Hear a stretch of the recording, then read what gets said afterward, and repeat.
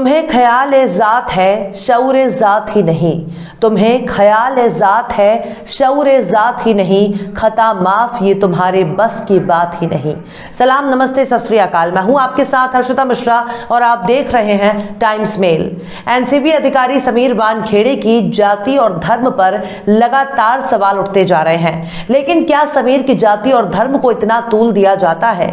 जिस अधिकारी को इतना चरित्रवान और ईमानदार माना जा रहा है, तो उसकी जाति और धर्म पर सवाल क्यों?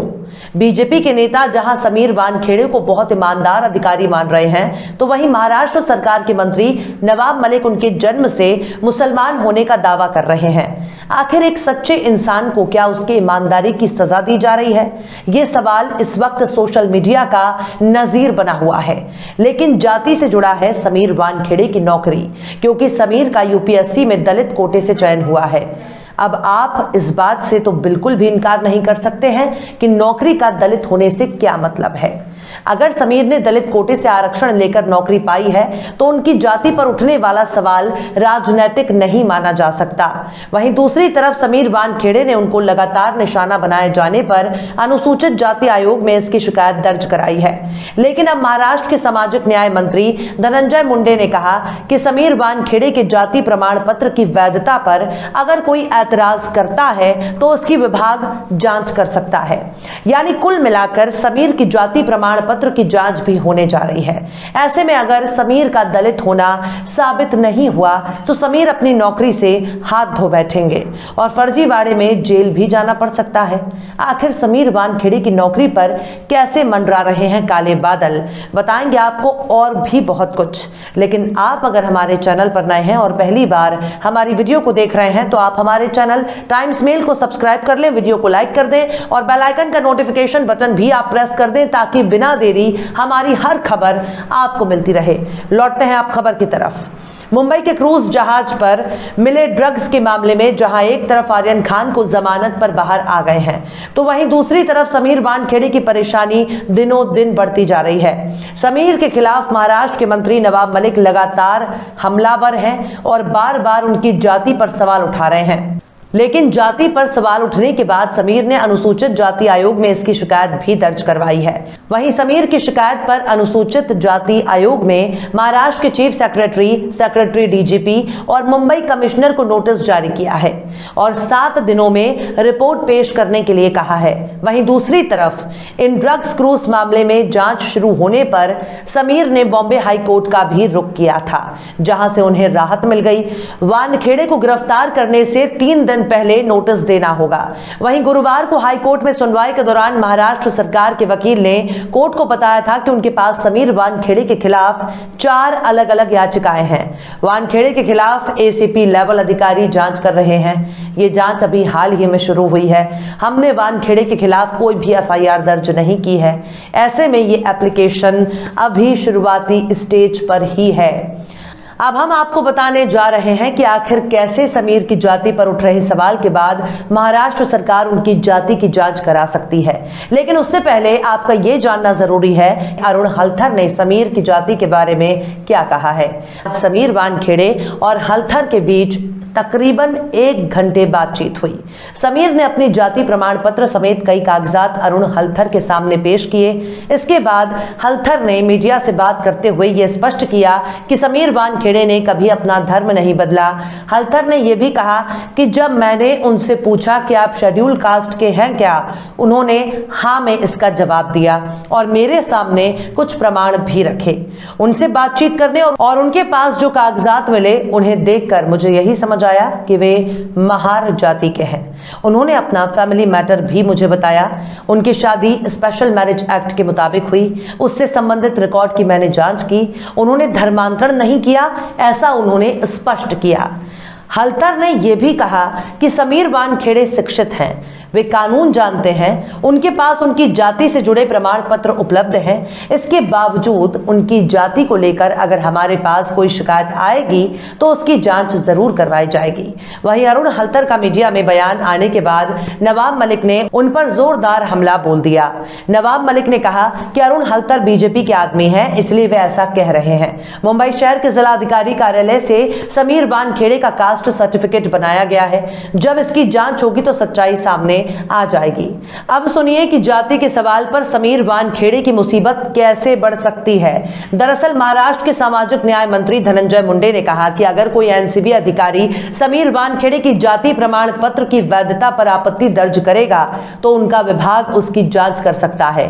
धनंजय मुंडे ने शुक्रवार को मीडिया से बातचीत में कहा कि अगर कोई समीर वानखेड़े की जाति प्रमाण पत्र पर आपत्ति दर्ज करता है और सामाजिक न्याय विभाग में शिकायत दर्ज कराता है तो मामले की जांच की जाएगी। वहीं समीर की जाति की जांच के मामले में बीजेपी महाराष्ट्र सरकार पर हमलावर है। भाजपा नेता प्रवीण दारेकर ने शनिवार को कहा कि राज्य की महाविकास अघाड़ी सरकार का एक सूत्रीय एजेंडा वानखेड़े पर हमला है। राज्य के सामाजिक न्याय विभाग को शिकायत मिलने पर जांच का अधिकार है। लगता है कि वानखेड़े पर हमला सरकार का एक सूत्रीय एजेंडा है। बीजेपी नेता ने कहा कि वानखेड़े हमारी पार्टी के कार्यकर्ता नहीं है और ना ही किसी भाजपा नेता के रिश्तेदार हैं। समीर ड्रग्स तस्करों के खिलाफ एक्शन ले रहे हैं, इसलिए उनको निशाना बनाया जा रहा है। किसी भी तरीके से बर्दाश्त नहीं किया जा सकता। जैसा कि हमने आपको अपने पिछले एपिसोड में भी बताया था कि समीर की जाति और धर्म को सांप्रदायिक या सियासी नजरिए से देखना बिल्कुल भी ठीक नहीं है, बल्कि ये सवाल धोखाधड़ी के बारे में है। दरअसल समीर ने दलित कोटे से मिले आरक्षण का लाभ लिया है, जिसके आधार पर उनको नौकरी मिली। लेकिन अगर समीर दलित ना होकर मुस्लिम हुए तब क्या उनकी जाति पर असर पड़ेगा? तो इसका जवाब है हाँ, क्योंकि अगर समीर मुस्लिम साबित हुए तो उनको दलित आरक्षण का लाभ नहीं मिलेगा। यानी समीर ने एक दलित का हक धोखे से छीन लिया है। यानी अगर समीर की जाति के बारे में छानबीन होती है और उसमें समीर का दलित होना साबित नहीं हुआ तब समीर की नौकरी भी जाएगी और उन्हें सलाखों के पीछे भी जाना पड़ेगा। उम्मीद है कि आपको हमारी बात समझ में आ गई होगी। बहरहाल चलते चलते आखिर में शेर अफजल जाफरी ने भी क्या खूब फरमाया है।